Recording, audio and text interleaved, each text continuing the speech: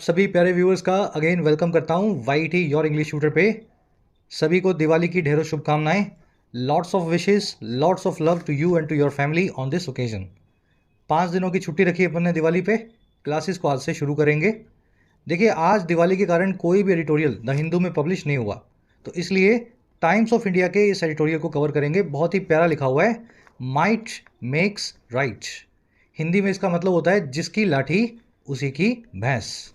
तो चलिए शुरू करते हैं। लाठी और भैंस का क्या चक्कर है, आर्टिकल में देखेंगे। बहुत ही प्यारा लिखा हुआ इंटरेस्टिंग आर्टिकल है। वोकैब हैवी है, ग्रामर भी हैवी है, और साथ में आपको इस क्विज पे पूरा ध्यान देना है। At the end of the class इसको अपने को सॉल्व करना है, ठीक है। ऊपर कॉम्प्रीहेंशन के क्वेश्चंस हैं, बीच में वोकैब के और लास्ट में ग्रामर के। सॉल्यूशंस एज ऑलवेज क्लास के लास्ट में आपको करवाएंगे। आइए कुछ नया सीखते हैं।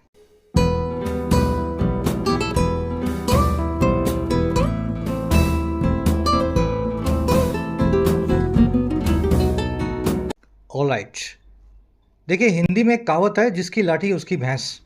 अगर आपके पास लाठी है ना, केन है, लाठी को क्या बोलते हैं, केन या स्टिक बोल सकते हैं, तो आप जो है भैंस को कंट्रोल कर पाएंगे।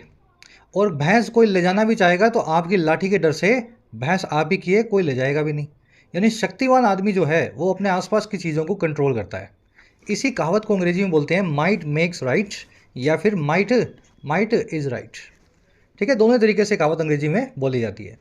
माइट का मतलब होता है शक्ति, पावर, ताकत। राइट का मतलब होता है हक या अधिकार।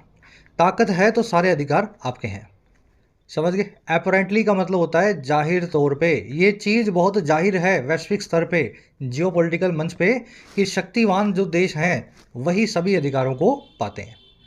चलिए अब देखते हैं लाठी और भैंस का क्या चक्कर है।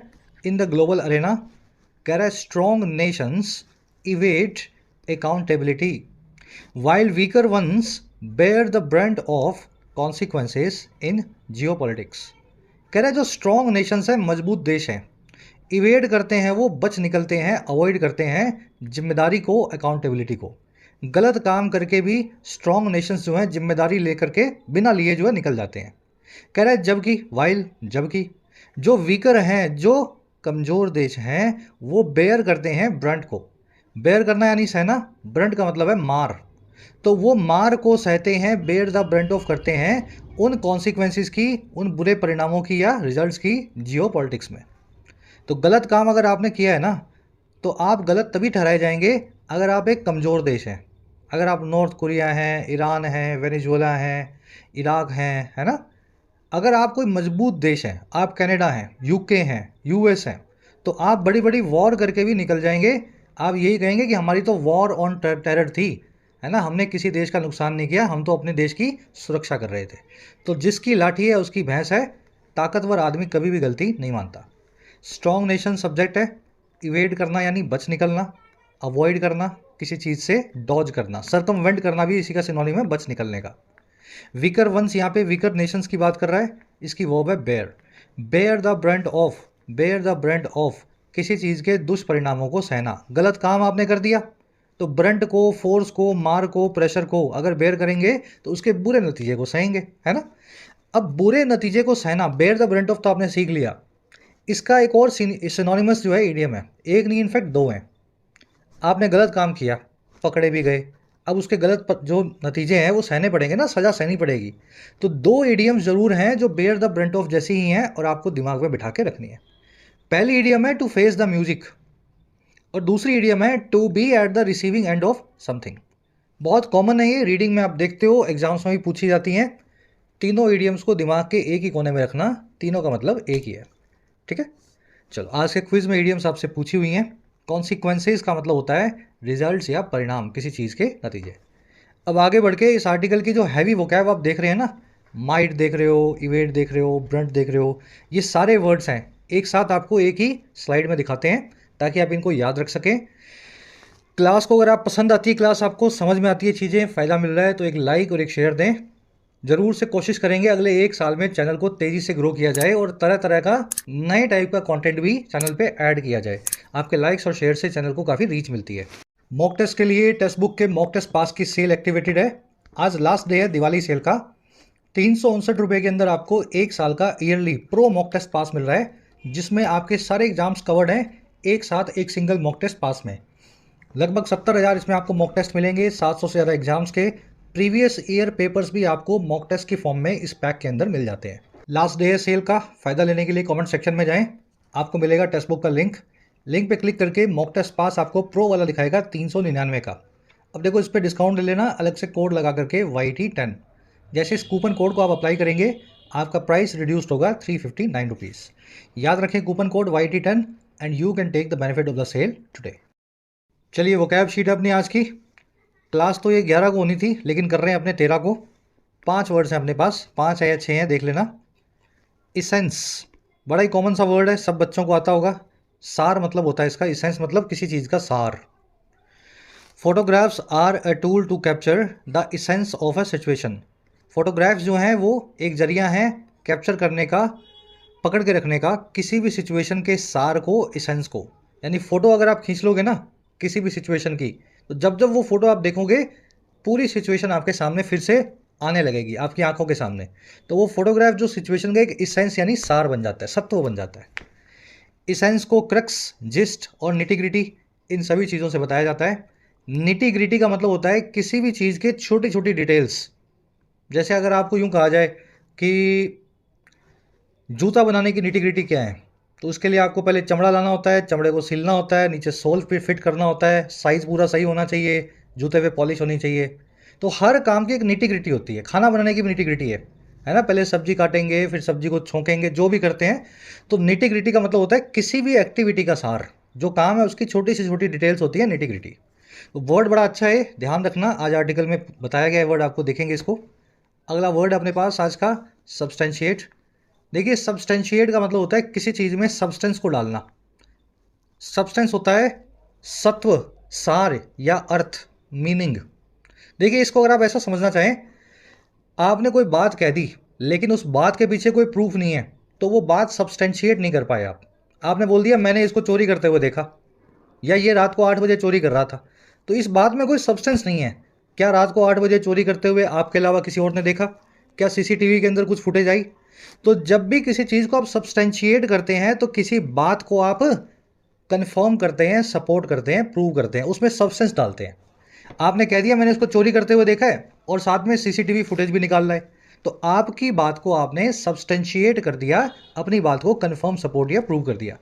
इतनी कहानी इसलिए कर रहा हूँ क्योंकि सब्सटेंस डालना ही सब्सटेंशिएट करना है।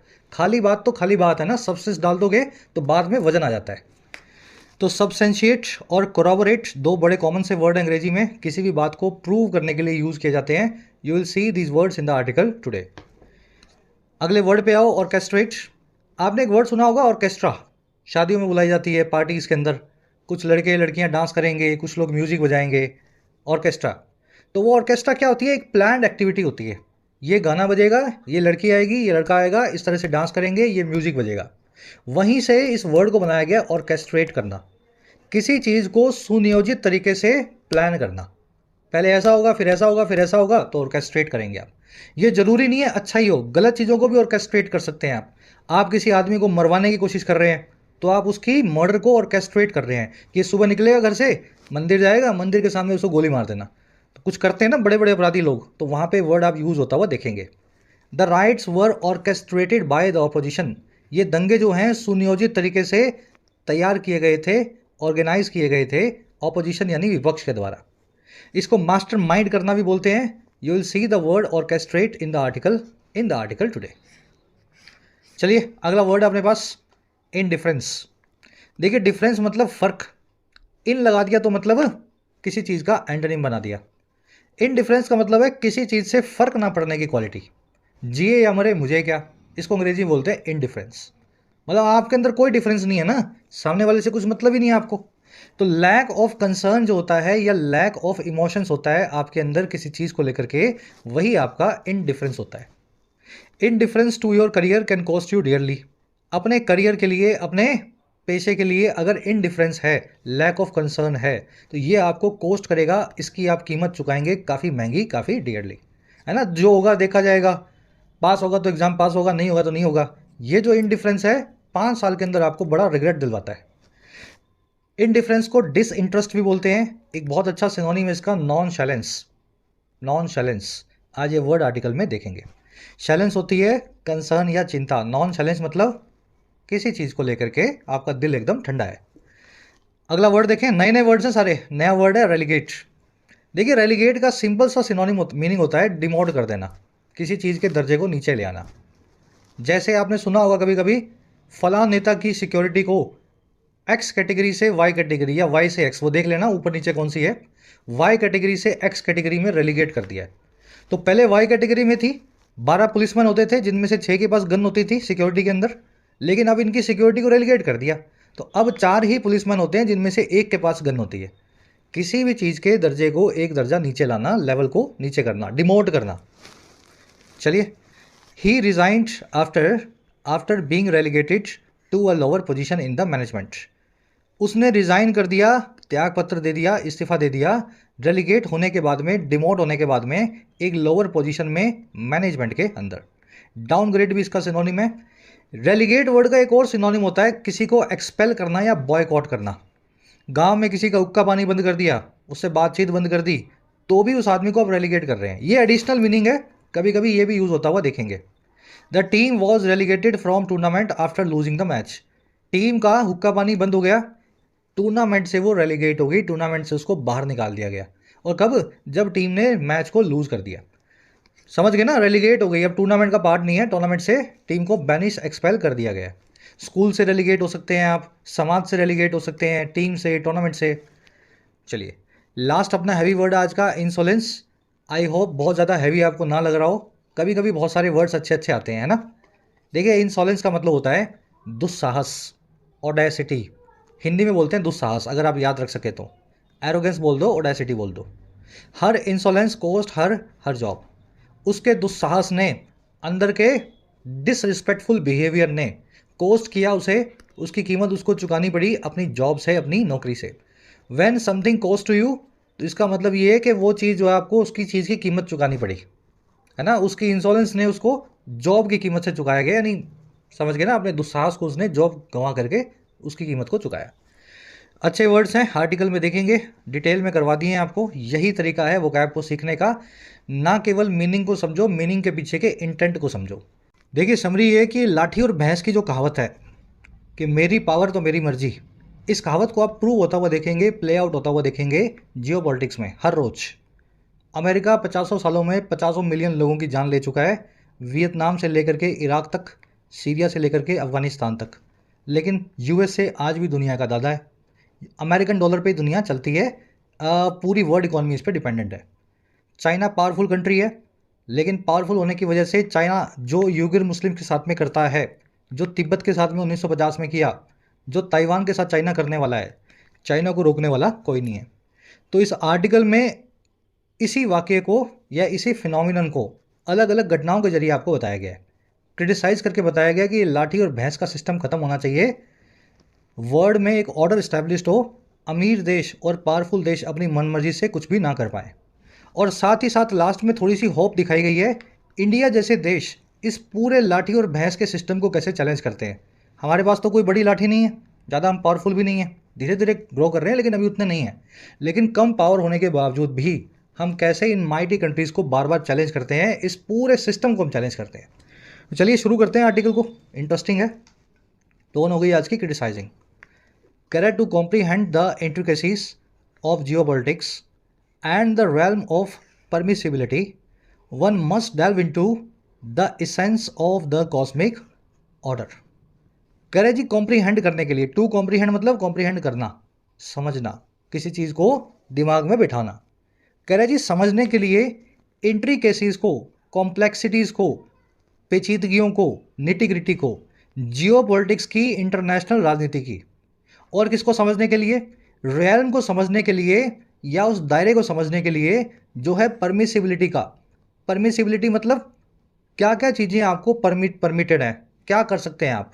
अगर आप अमेरिका हैं तो आप वॉर कर सकते हैं, अगर आप ईरान हैं तो आप बोल भी नहीं सकते हैं। कह रहे जी इन दोनों चीज़ों को समझने के लिए जियोपॉलिटिक्स की इंट्रिकेसीज को और रियल्म ऑफ परमिटेबिलिटी को या परमिसिबिलिटी को, किसी भी आदमी को समझने के लिए ना डेल्व इनटू करना पड़ेगा, लुक इनटू करना पड़ेगा, इन्वेस्टिगेट करना पड़ेगा या गोता लगाना पड़ेगा। और किसके अंदर गोता लगाना पड़ेगा भाई? उस इसेंस में, उस सार में, उस क्रक्स में जो है कॉस्मिक ऑर्डर की, जो है इंटरनेशनल ऑर्डर की। कॉस्मिक मतलब जिसमें पूरा कॉस्मोस आ गया, ऑर्डर मतलब सिस्टम। कॉस्मोस का मतलब होता है ब्रह्मांड, लेकिन हमारे लिए कॉस्मोस क्या है? धरती कॉस्मोस है ना हमारे लिए। तो भाई आपस में जो कंट्रीज हैं, 150 पौने 200 कंट्रीज जो हैं, ये हमारा कॉस्मोस है इंटरनेशनल स्टेज पे। तो कह रहा है अगर आपको समझना हो कि क्या क्या आप कर सकते हैं, जियो पॉलिटिक्स कैसे करेंगे, तो आप एक बार गोता लगा के देखो हमारा वर्ल्ड ऑर्डर जो है, सिस्टम जो है वो कैसा है, उसका इसेंस कैसा है। अच्छे लेवल के सेंटेंसेज हैं, घबराना नहीं है, सीखते जाओ। वन यहाँ पे इंडेफिनिट प्रोनाउन है। वन का मतलब होता है किसी भी इंसान की बात हो रही है यहाँ पे, आपकी और मेरी नहीं। वन मतलब कोई भी। वन की वर्ब है must delve into. Delve into मैंने आपको बता दिया, गोता लगाना, किसी चीज़ के अंदर घुस के देखना, इंक्वायर करना, लुक इनटू करना। इसेंस आप जानते हैं, किसी चीज़ के अंदर का सार, या है ना बेसिक जो कंपोनेंट होता है वो उसका इसेंस होता है। कॉम्प्रीहेंड करना, समझना, अंडरस्टैंड करना, फैथम करना, ग्रास्प करना। इंट्रिकेसीज होती हैं, पेचीदगियाँ, कॉम्प्लेक्सिटीज़। इसको आप निटी ग्रिटी भी बोल सकते हैं। खाने की निटी ग्रिटी क्या है? सब्जी कटेगी, सब्जी छौंकी जाएगी, नमक डलेंगे, मसाले डलेंगे, तेल डलेगा, फिर उसको ऐसे आप बनाएंगे।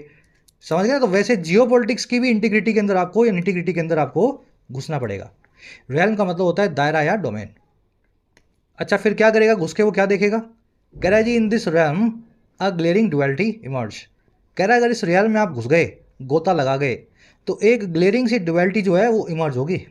डुअलिटी का मतलब होता है दो तरफा रूप वाली कोई चीज़। ग्लेरिंग का मतलब होता है साफ साफ दिखाई देने वाली, नोटिसेबल, चमकती हुई। तो आपको एक चमकती हुई हिपोक्रेसी या डुअलिटी दिखने को मिलेगी। डुअलिटी समझते हैं ना?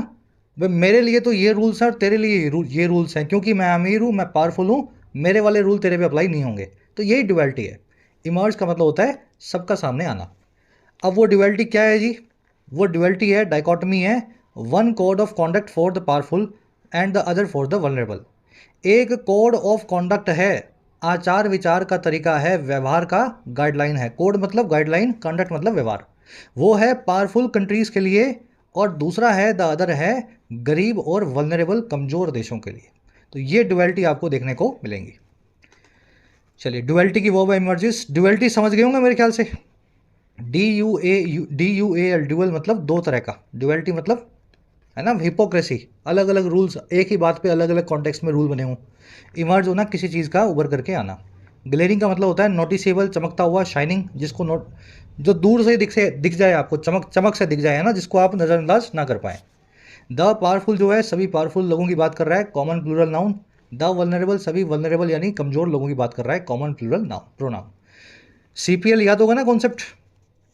द लगा के अगर एडजेक्टिव जोड़ दिया जाए तो द पावरफुल मतलब सभी पावरफुल लोग, द रिच मतलब सभी अमीर लोग, द पुअर मतलब सभी गरीब लोग, है ना। तो कॉमन प्लूरल जो है नाउन, हमेशा उस फॉर्मूला को दिमाग में रखा करो। और आगे बढ़ते हैं, नेक्स्ट पैराग्राफ में क्या करें? कह रहा है consider for instance India's persistent presentation of evidence to Canadian authorities detailing terrorist activities originating from their soil.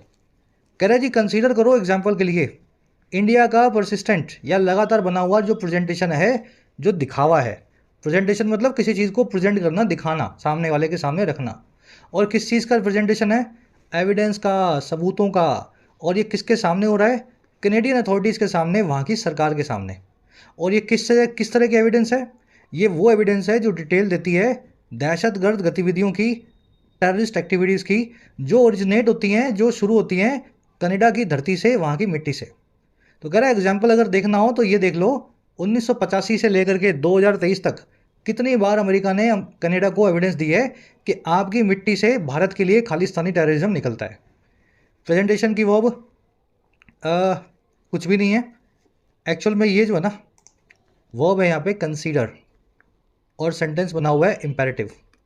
याद होगा ना, वर्ब की फर्स्ट फॉर्म से अगर सेंटेंस शुरू हो जाए तो उसमें कुछ ऑर्डर, कमांड या विश दी गई होती है। जैसे कंसीडर दिस, आप इसको कंसीडर करें। ब्रिंग मी सम वाटर, मेरे लिए थोड़ा पानी लाएं। Switch off the light, light को बंद करें। कम हियर, यहाँ आएँ। वर्ब की फर्स्ट फॉर्म से या बेस फॉर्म से सेंटेंस शुरू होगा, और इसका सब्जेक्ट जो है बाय डिफ़ॉल्ट यू ही होगा। भाई मैं आपसे ही बोलूँगा ना पानी लेके आएँ, अगर आप वहाँ पे हो ही नहीं तो मैं किसको बोलूँगा?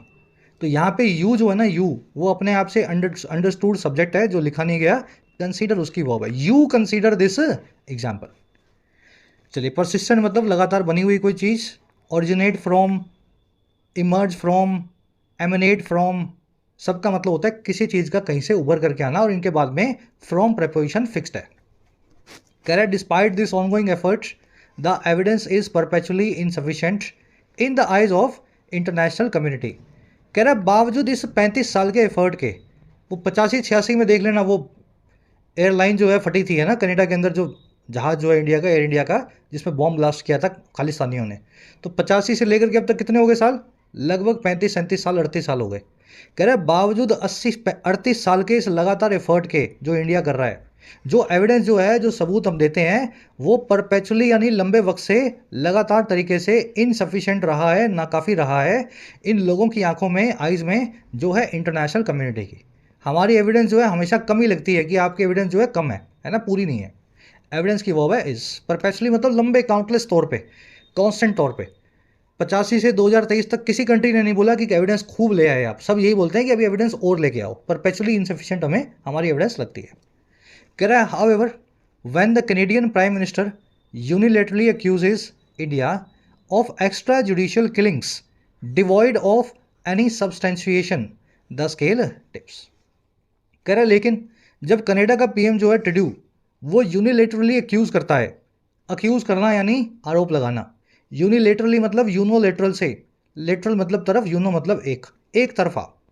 तो जब कनाडा के पीएम साहब हैं एक तरफा ही एक्यूज कर देते हैं अपनी तरफ से, इंडिया से कोई बात नहीं की, बस वहाँ खड़े हो गए पार्लियामेंट में अपनी और खड़े होकर बोल दिया कि इंडिया ने ये करवाया। कह रहे जब वो अक्यूज करते हैं इंडिया को एक्स्ट्रा जुडिशियल किलिंग्स का, इलीगल किलिंग्स का, जो जस्टिस सिस्टम से बाहर है, इंडिया ने अपना सोल्जर यहाँ भेजा और उस निज्जर नाम के आतंकवादी को मरवा दिया। तो कह रहे जो सारी की सारी जो ये एक्यूजिशन है, डिवॉइड ऑफ है, डिप्राइव्ड ऑफ है, वंचित है, विहीन है किसी भी सब्सटेंशिएशन के, किसी भी प्रूफ के, किसी भी वैलिडेशन के। कह रहे तब सारा का सारा जो स्केल है ना, वर्ड ऑर्डर में सारा जो तराजू है, स्केल मतलब तराजू, वो टिप कर जाता है, एक तरफ झुक जाता है। और कैसे टिप करता है? कह रहा है जी and India stands prematurely guilty, और इंडिया जो है वो स्टैंड करता है, खड़ा होता है गिल्टी बन के, प्री मैच्योरली, बिना किसी मैच्योरिटी के। प्री मैच्योरली मतलब वक्त से पहले। ट्रूडो ने कुछ कहा नहीं, उसकी इन्वेस्टिगेशन अभी हुई नहीं, लेकिन उसके कहते ही हम जो है गिल्टी हो गए, हम जो है हत्यारे हो गए। समझ पा रहे हो सेंटेंस को? थोड़ा सा सरकाज़म बताया गया है कि हम 35 साल कुछ बोलते हैं तो कोई नहीं सुनता, लेकिन हमारे लिए एक सेकंड में जो है दुनिया बोल देती है कि आप नहीं करवाया था, आप ही गिल्टी हो। पीएम जो है ट्रूडो, इसकी वर्ब है अक्यूज़, यूनिलेटरली मतलब एक तरफा तरीके से। अक्यूज़ के बाद में ऑफ लगेगा जिस भी चीज़ के लिए आप जो है बता रहे हैं, accuse of murder, accuse of rape, accuse of theft, accuse of killings. Extra judicial मतलब जुडिशियल सिस्टम के बाहर है। भारत ने किसी वहाँ के टेररिस्ट को पकड़ के यहाँ ला करके फांसी की सज़ा नहीं दिलवाई। इनका ये कहना है कि भारत के किसी आदमी ने इस टेररिस्ट को हमारी ज़मीन पर मार दिया, एक्स्ट्रा जुडिशियल किलिंग थी ये। डिवॉइड ऑफ मतलब विहीन होना, वंचित होना, विदाउट होना। डिवॉइड ऑफ, डिप्राइव्ड ऑफ है ना, ओ एफ लगेगा, ओ डबल एफ कभी भी ना लगाएं। सब्सटेंशिएशन, कॉर्पोरेशन किसी भी चीज़ का प्रूफ होता है, वैलिडेशन होता है, ठीक है। सब्सटेंशिएट करते हैं तो उसको प्रूव करते हैं, आप अपनी बात को वैलिडेशन देते हैं। स्केल मतलब तराजू, टिप मतलब झुकना, एक तरफ टिप करना। इंडिया की वर्ब है स्टैट्स। बहुत कुछ है देखने को, कोई बात नहीं, धीरे धीरे करके नोट्स बनाओ। जो चीज़ें आपके लिए नहीं हैं, नोट्स बनाने से आपके दिमाग में बैठेंगी रिवीजन के बाद, नोट्स ज़रूरी हैं। अक्यूज़ के बाद में ऑफ लगता है जब भी किसी चीज़ का आप किसी पे एक्यूजिशन लगाते हैं, आरोप लगाते हैं। लेकिन आरोप लगाने, आरोप को प्रूव करने और बाइज्जत बरी करने के लिए ये सभी के सभी वर्ड्स हैं जिनकी प्रेपोजिशन फिक्स्ड है।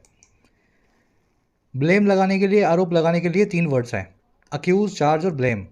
अक्यूज़ के बाद में ऑफ, चार्ज के बाद में विद, साथ साथ करते जाओ ना दिमाग में एक्सरसाइज, और ब्लेम के साथ में फॉर। कॉन्विक्ट का मतलब होता है किसी पे ब्लेम को, आरोप को प्रूव करना, किसी आदमी को दोष सिद्धि करना, है ना, हिंदी में बोलते हैं।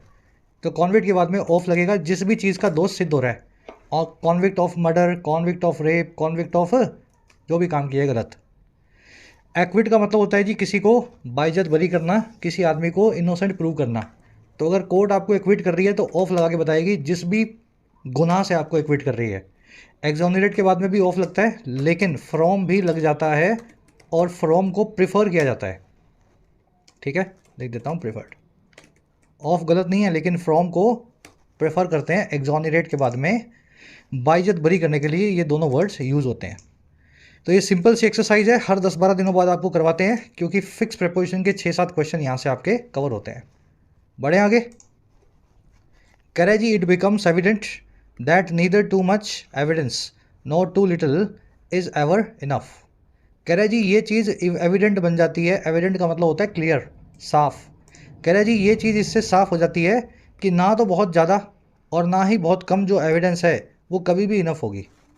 भारत ने जो बहुत सारा एविडेंस दिया है 38 सालों में, उसको भी कोई इनफ नहीं बोलता। और कनाडा तो थोड़ा सा एविडेंस दे रहा है, दे भी नहीं रहा, सिर्फ बोल रहा है, इसको भी कोई इनफ नहीं बोलता। यानी कनाडा के टू लिटल को भी कोई टू लिटल इनफ नहीं बोलता, और भारत के टू मच को भी टू मच इनफ नहीं बोलता। आ रही बात समझ में? ये पैराडॉक्स है एक। इट की वर्ब है बिकम्स। अच्छा, एविडेंस की वर्ब है इज। एविडेंस जो है दो एडजेक्टिव से जुड़ा हुआ है। पहला एडजेक्टिव है नीदर, मतलब टू मच, नीदर से, और जो टू लिटल जुड़ा हुआ है नॉर से। यहाँ भी एविडेंस लगा हुआ है जो हमने पहले लिख दिया, दूसरी बार नहीं लिखा। समझ पा रहे हैं ना? टू मच एविडेंस और टू लिटल एविडेंस जो है नीदर नॉर से जुड़े हुए हैं। कह रहा है जी, अ बिविल्डरिंग पैराडॉक्स इंडीड। ये चीज़ ही अपने आप में एक बिविल्डर करने वाला, चकरा देने वाला, पजल कर देने वाला पैराडॉक्स है, विरोधाभास है, अनोमली है। चलिए, ये हो गया अपना सेकंड पैराग्राफ खत्म। एग्जाम्पल दिया इसने इंडिया का कि कैसे इंडिया को कनाडा प्ले आउट करता है। अब आ जाओ थर्ड पैराग्राफ में, अब बात करेगा अमेरिका की। कह रहा है, in the case of the United States the self proclaimed shining city on the hill the narrative takes a different twist. कह रहा है जी, अमेरिका ने तो हद ही कर दी। अगर अमेरिका का केस आप देखें, द यूनाइटेड स्टेट्स का, जो self proclaimed shining city on the हिल है, सेल्फ प्रोक्लेम्ड मतलब खुद को इसने क्लेम कर रखा है, और शाइनिंग सिटी ऑन द हिल का मतलब है पहाड़ के ऊपर की चमकता हुआ शहर। समझ पा रहे हैं? आपने सुना होगा एक टर्म, अमेरिकन ड्रीम, कि सपना देखो तो अमेरिका का देखो।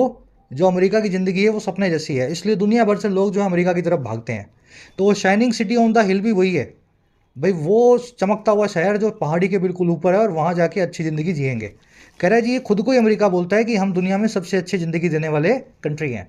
कह रहा है यहाँ पे जो पूरा नैरेटिव है, पूरी कहानी है, इसमें तो एक अलग ही मोड आ जाएगा, डिफरेंट ट्विस्ट आ जाएगा।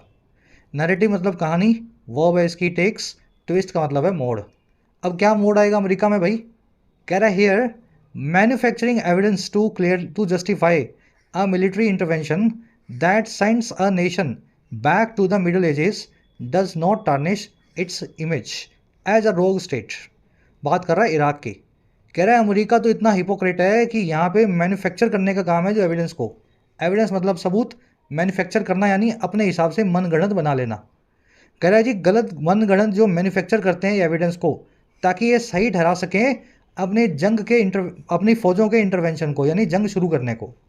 कह रहा है वो इंटरवेंशन, वो जंग जो धक्का मारती है, सेंड करती है एक देश को मिडल एजेस की तरफ 1000 साल पीछे। कह रहा है जी, ये जो काम है ना मैन्युफैक्चर करने का एविडेंस, ये काम जो है टार्निश नहीं करता है, खराब नहीं करता है, मटमैला नहीं करता है अमेरिका की इमेज को। और कैसे? एक रॉग स्टेट के तौर पे, एक बदमाश देश के तौर पे। तो अमेरिका ने क्या किया इराक के साथ?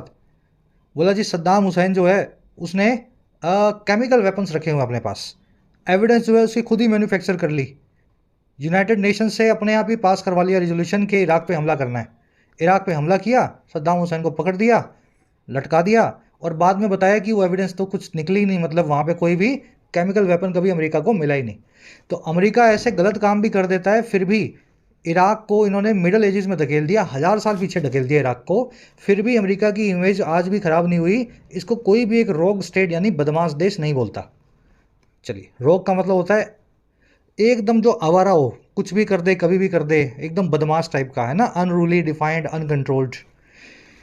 एविडेंस को मैन्युफैक्चरिंग जो है, इसका जिरंड है, वर्ब के एनजी फॉर्म, सब्जेक्ट का काम कर रहा है। इसकी वर्ब है डज नॉट टार्निश। टार्निश का मतलब होता है मटमैला करना, या काटना, छाटना, या ख़राब करना, किसी चीज़ को डैमेज करना, स्पॉइल करना।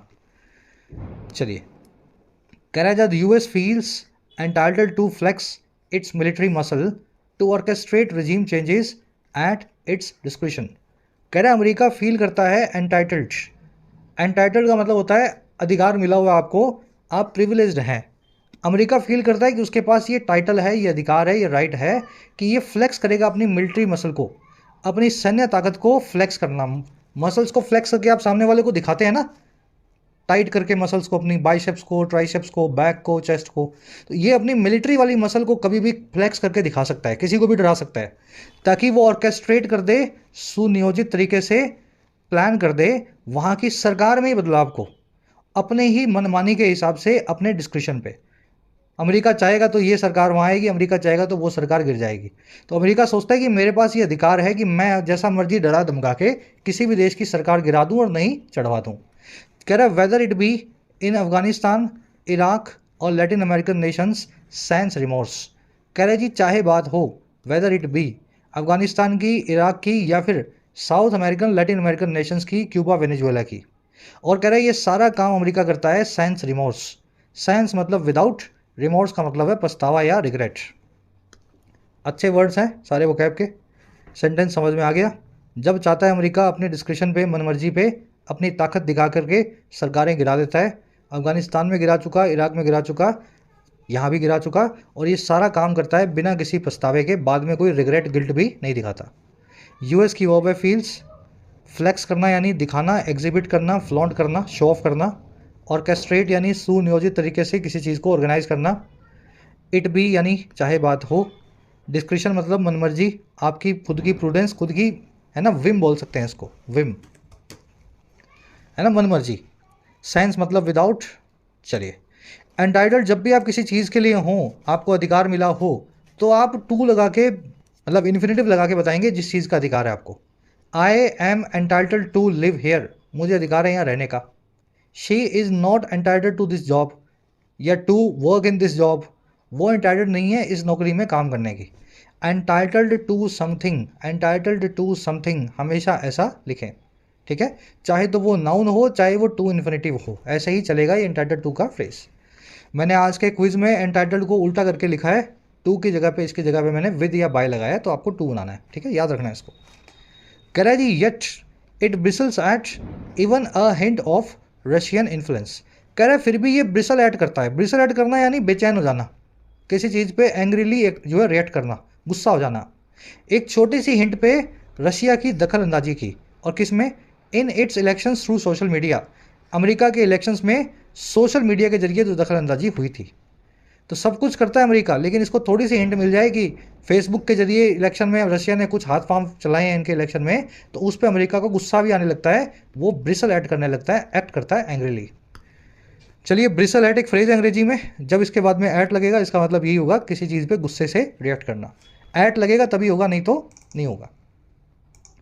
कह रहा जी the powerful nations can also conveniently turn a blind eye to terrorism breeding on their on soil, as exemplified by Canada's inaction against Khalistani terror. कह रहा है जो पावरफुल नेशन हैं, अमीर और पावरफुल देश हैं, वो बड़ी सुविधाजनक तरीके से अपनी कन्वीनियंस को देखते हुए turn a blind eye to कर सकते हैं, नज़रअंदाज कर सकते हैं उस दहशतगर्दी को, टेररिज्म या आतंकवाद को, जो फल फूल रहा होता है, ब्रीड कर रहा होता है उनकी खुद की मिट्टी पे। जैसा एग्जाम्प्लीफाई किया, जैसा एग्जाम्पल के तौर पे, मिसाल के तौर पे दिखाया गया, कनाडा की सुस्ताई की वजह से, इनएक्शन की वजह से खालिस्तानियों के खिलाफ। पावरफुल नेशंस ऐसा कर सकते हैं। नेशंस की वर्ब है can turn a blind eye to something. Turn a blind eye to something किसी चीज़ को अनदेखा करना। Turn a deaf ear to something किसी चीज़ को अनसुना करना। कुछ गलत हो रहा है लेकिन आपने देख करके भी मना कर दिया देखने से, मतलब देख के भी आपने, समझ गए ना, देख के भी नहीं देखा, तो turn a blind eye to कर रहे हैं। और कोई बात मैं जो आपको समझा रहा हूँ, कह रहा हूँ, आप उसको सुन ही नहीं रहे हैं, तो आपने मेरी बात को turn a deaf ear to किया। Turn a blind eye to something के लिए एक वन वर्ड अंग्रेजी में सी से शुरू होता है, कितने बच्चों को आता है? सी से turn a blind eye to something के लिए एक वन वर्ड है, बहुत ही प्यारा है, आना चाहिए सबको। मैं लिखने वाला हूँ, जिनको आता है डालना कमेंट्स में, लिख दूँ।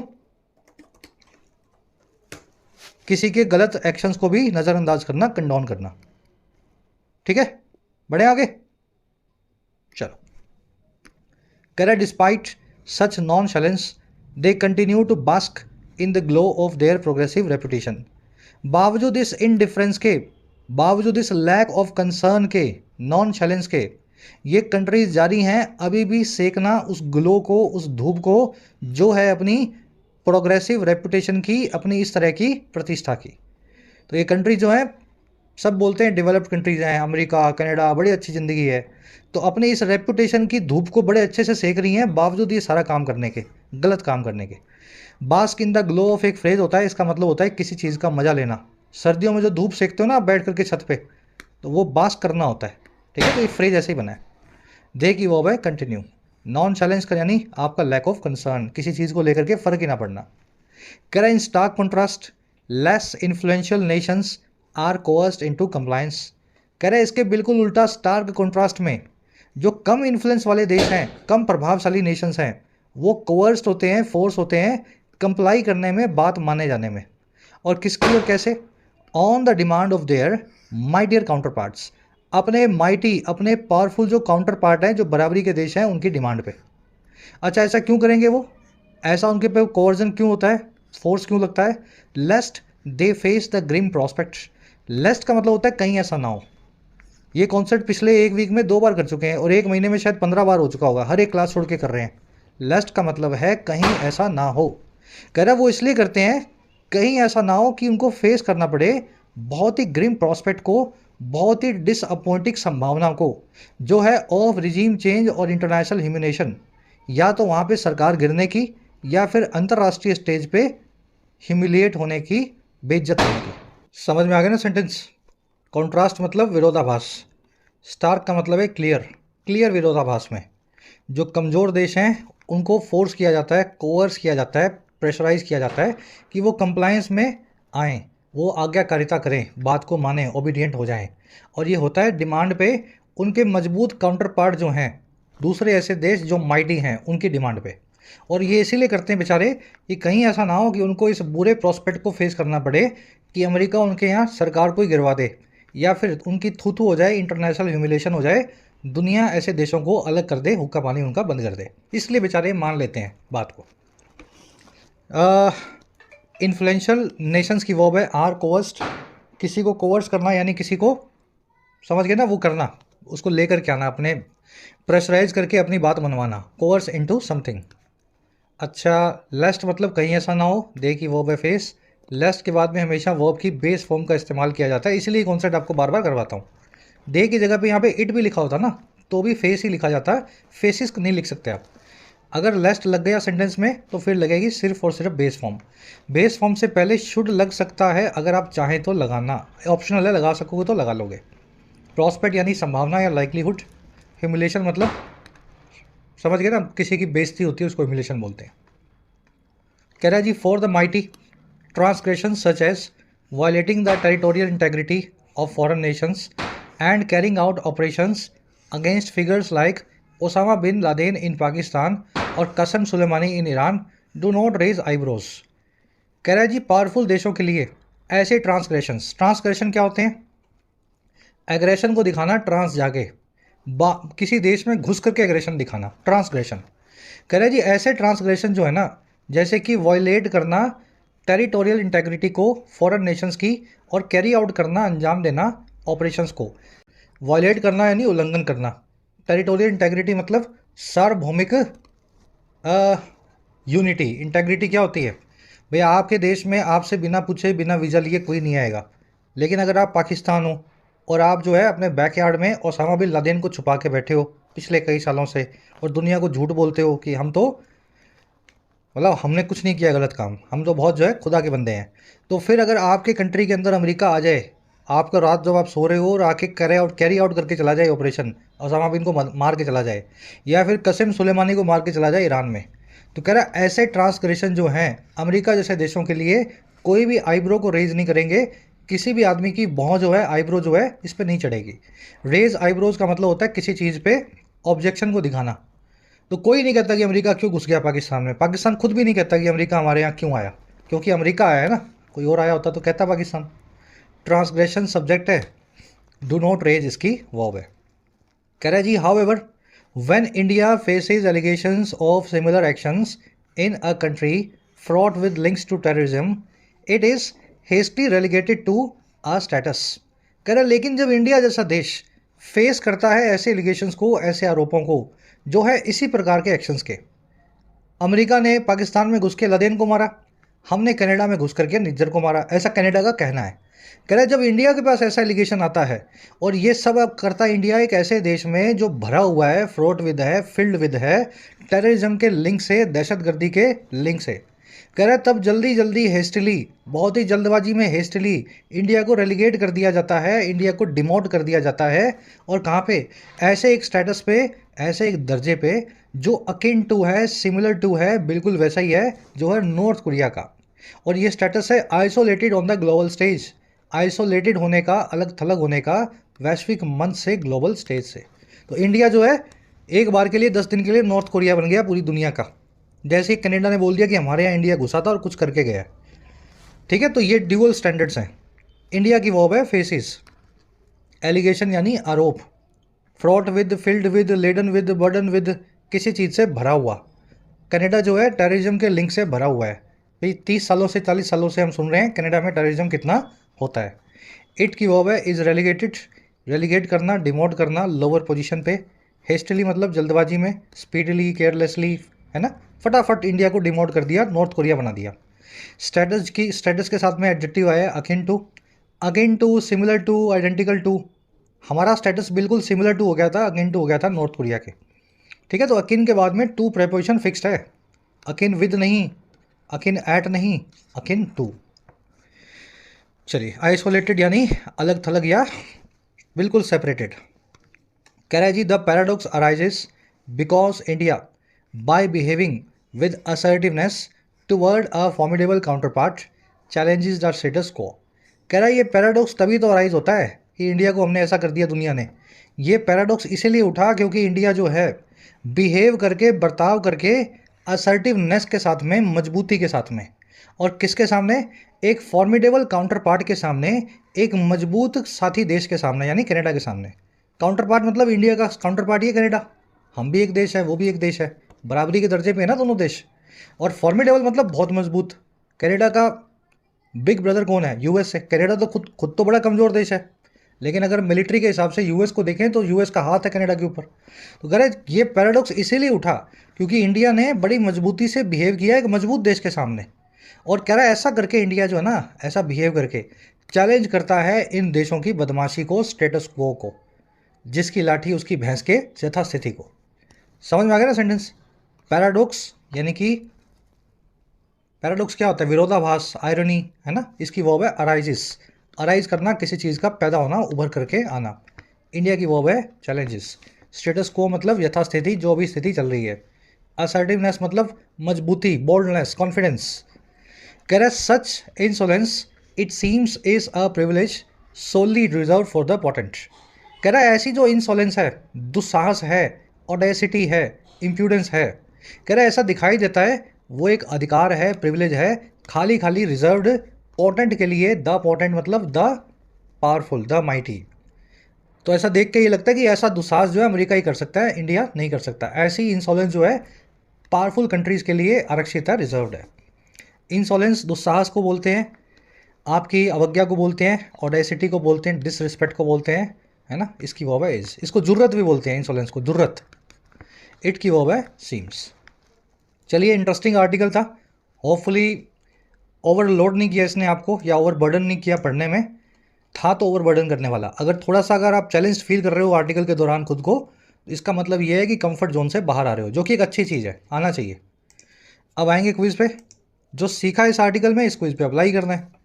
फर्स्ट क्वेश्चन में आपसे पूछा है जी, इस पैसेज के कॉन्टेक्स्ट में ऑथर ऐसा आर्ग्यू कैसे कर रहा है, ऐसी घटना, ऐसा आर्गूमेंट कैसे दे रहा है कि जो कॉन्सेप्ट है माइक्स राइट का, या जिसकी लाठी जिसकी भैंस का, वो परपेचुएट होता है इंटरनेशनल जियोपॉलिटिक्स में, वैश्विक राजनीति में।